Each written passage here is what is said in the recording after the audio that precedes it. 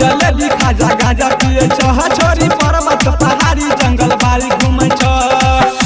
गर्दन में सापक माला जटा में चाल सब भई छ तू छोर कहा फोर दिलर बाबा बरद परब टिका घूमे छ तू छोर कहा फोर दिलर बाबा बरद परब टिका घूमे छ बोल बम जैसी बोल बम जैसी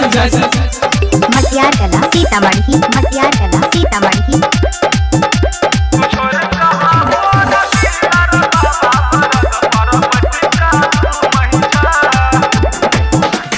सबके तू देलक बाबा महल यकारी अपने बस छ बाबा जंगल पहाड़ी पहिर के घूमै छ मिर्गा के चाला भांग तू खाई छ हो डमरू वाला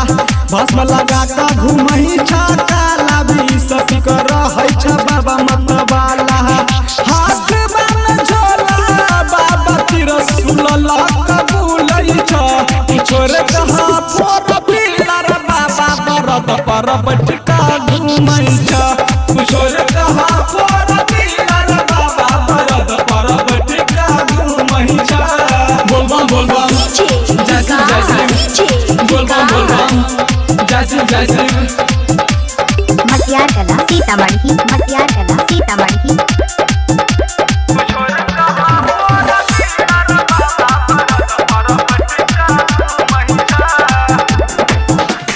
बुद्ध बापर से बाबा गाजा मलबै छ पत्थर से बारी लागल चिला मधु कै छ डमरू बजबै छ बाबा डम डम घंटी बजाबै छ नंदी हरदम राजन बेदर्दी लिखै छ भजन बाबा पूजै छ तोरे चरण साजन सवरिया बाबा गाना गाबी झूमै छ छोरे कहा फोर पिलर बाबा बरद परब टिका घूमै छ